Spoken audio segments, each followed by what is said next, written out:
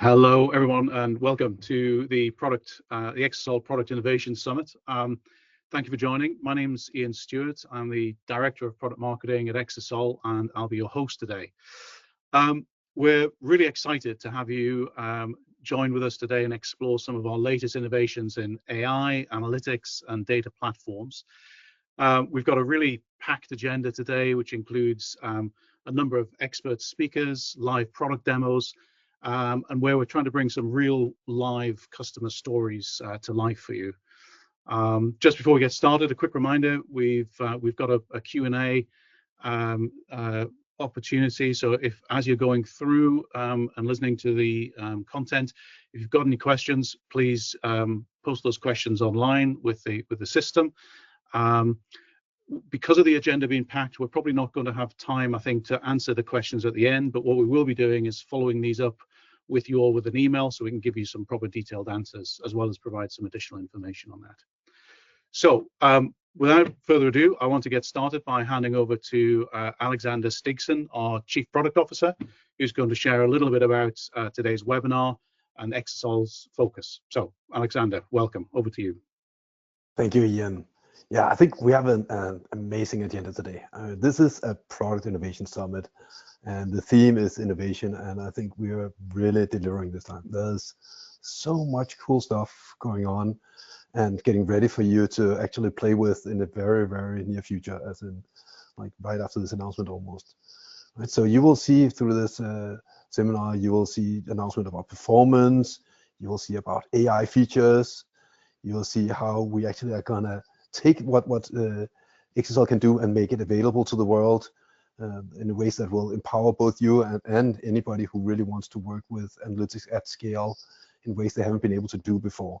So lots of steps in usability, in performance, and then of course the big topics of the day, AI. All right, you will see tons of cool stuff of how you can actually make the database available for AI. So at the moment, if you want AI is many things. You want the AI to be able to use a database. You want you to be able to use AI within the database. And we offer it all. And you'll see some really, really cool stuff there. And I think the most exciting part about this is you will see how actual users are using this. So the next presentation will start out with an actual customer presentation that goes into a lot of detail and really, really shows the power of Exasol and the power of all the innovation we're doing and how it's used in practice at scale. So with that, I will hand it over and let Ian introduce our main speaker here. Perfect, great. Thanks for that, Alexander. So lots more to come. We wanted to start off. We're very fortunate to have a guest speaker, Mark Jackson, with us today, who's VP of Business Intelligence and Chief Data Officer for Piedmont Healthcare. So Mark, I'm going to hand over to you. The stage is yours to bring your story to life.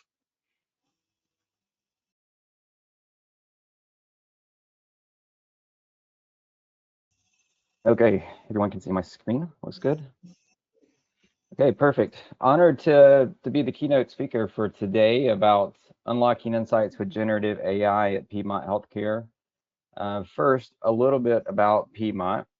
We are a 26 hospital system across the state of Georgia in the United States. We have over 2,100 service locations that cover more than 85% of Georgia's population.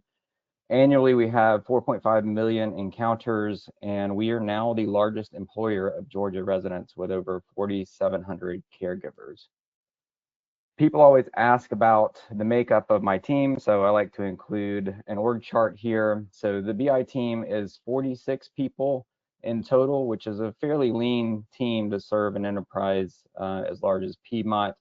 It includes data science, data operations, business intelligence, and Epic reporting support.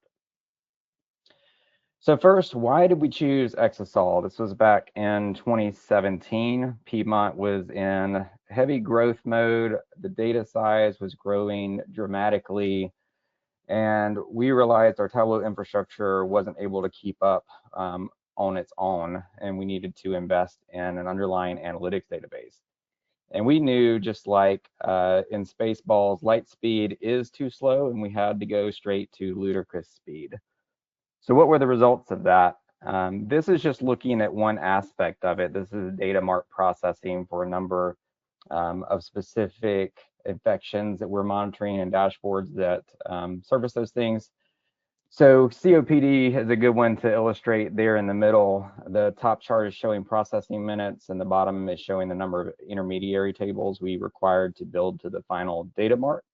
We went from 100 minutes to process that on SQL Server down to 8 minutes on Exasol, a 92% reduction, and reduced our intermediary tables from 58 down to just 5, dramatically simplifying the code base to manage that particular data mart.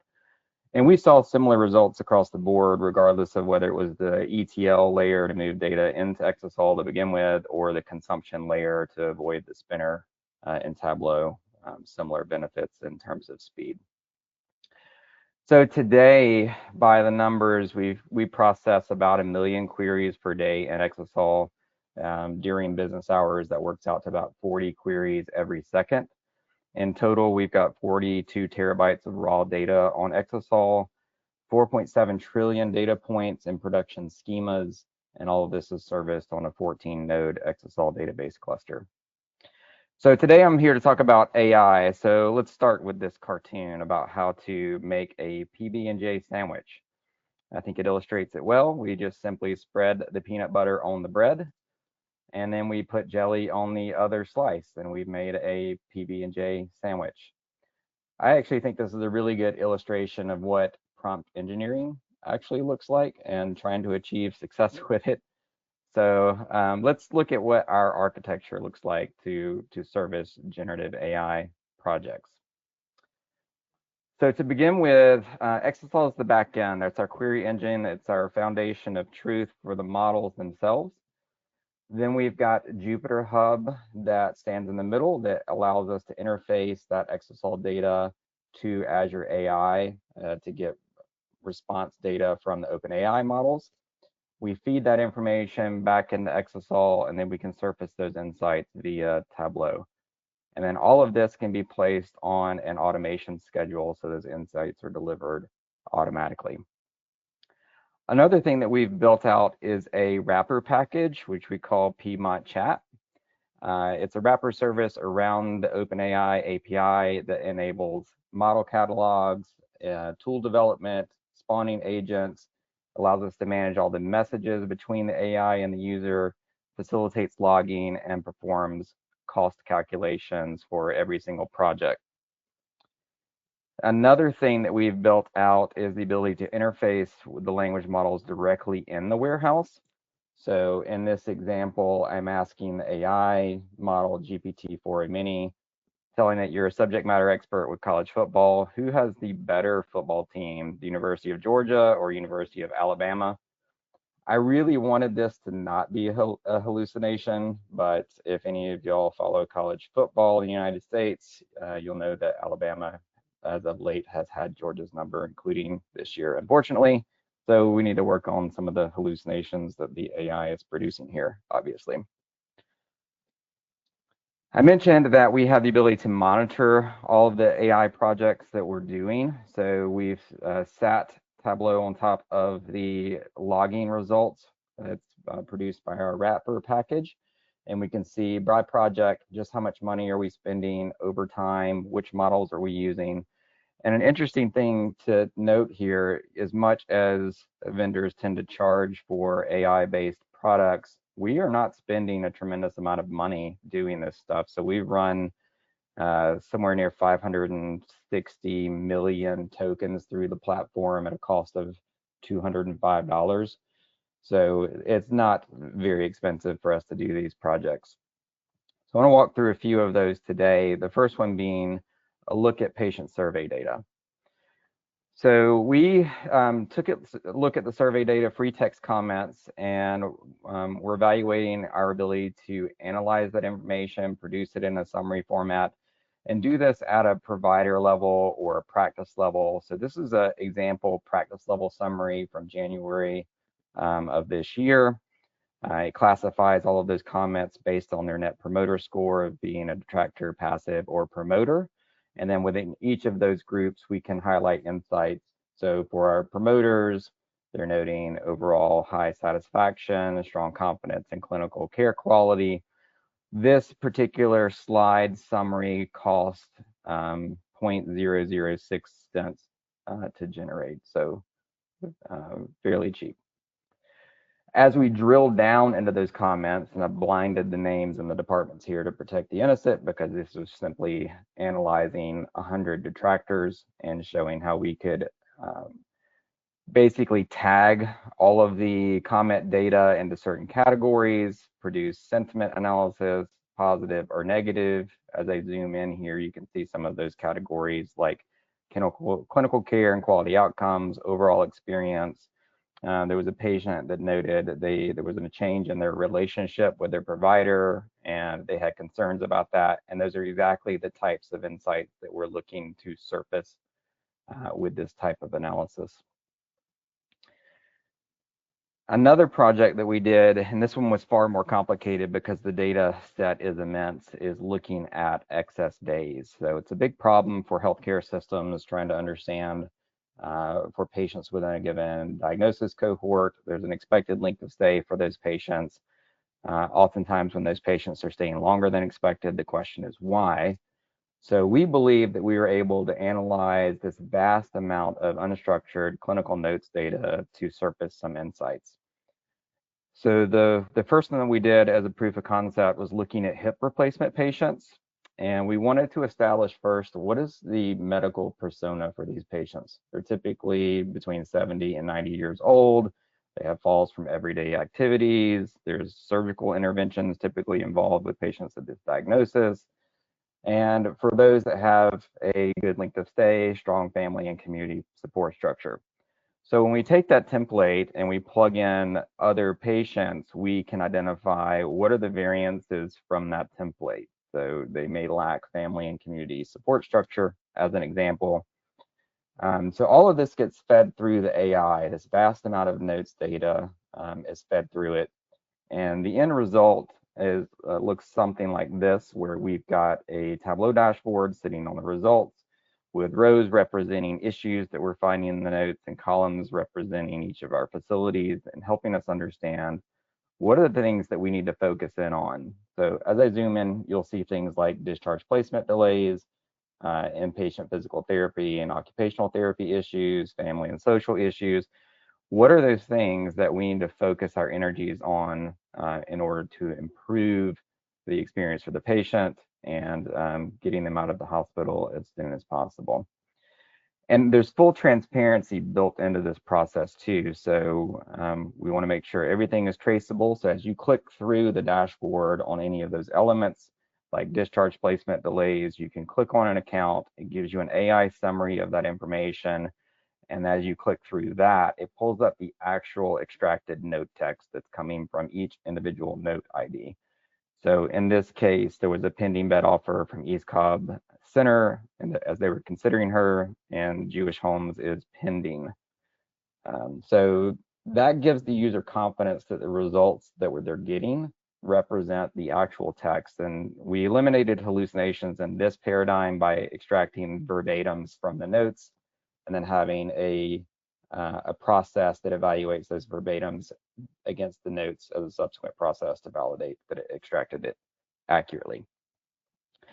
Another angle we looked at as it relates to excess days was its effect for social determinants of health on excess days. And as we did a descriptive analysis on that, we looked at patients where there were no risks noted. So they had an adult survey when they came in. We didn't notice any social determinants of health issues.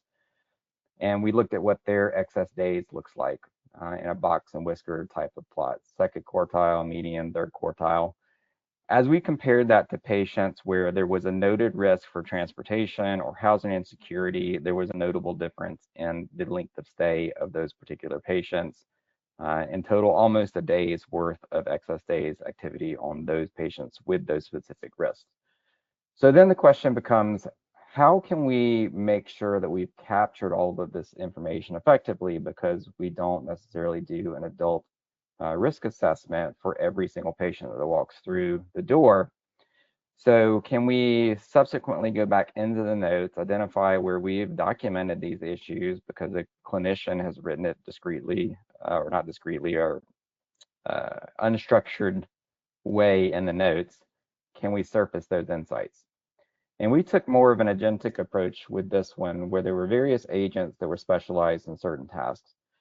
One of those extracted the information from Exasol and then sought to index that into a JSON data structure. The next one then reasoned through that information. And the reason we put it into a JSON data structure is because of the vast amount of notes data, we needed to eliminate all the noise. So every time we're asking the AI a question, it's not reading through information that's not relevant to the question that's being asked. So that JSON data then reflects the data that's relevant to the question. We then ask our reasoning agent to look through all of that, determine if any of that represents risk, make sure that references are valid, dealing with any hallucinations. And then the final result produces a summary, or agent produces a summary of that information and then writes that back to the database where it can be read into a Tableau report. As we drill into this, this is the indexing agent, and these are the types of JSON data structures that we're populating. Does this patient have any physical activity? What's their exercise frequency? Are there any stressors? Are there depression medications that they're on? Recent changes in mood? All of that we're able to capture in this JSON data structure. And then the reasoning agent is picking that up, evaluating multiple pages worth of notes, and then asking the question, is the information that we captured in this JSON data structure accurate? Is it faithful to the source text? And we loop through that until we get a 100% confidence score in that information.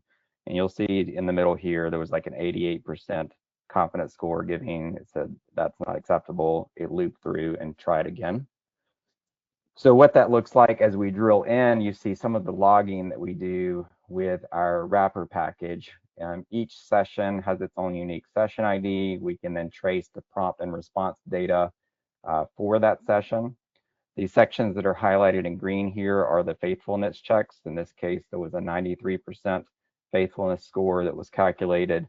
As we drill into what that looks like, you can see a markdown table that's producing a line for each element that's in that JSON data structure. And it's noted in particular for the chief complaint field that we captured. It had documented the word patient in the chief complaint. It said, well, that's not a valid chief complaint. The source provides no information about what that chief complaint is, so it should be empty or marked as unknown.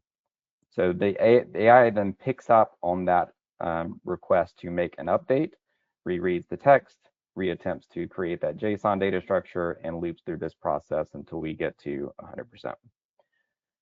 The last agent responsible for summarizing and filing this information produces results like this. So this was a known patient. We already knew what their risk was, so it was sort of a validation patient account where we're evaluating housing instability for that patient.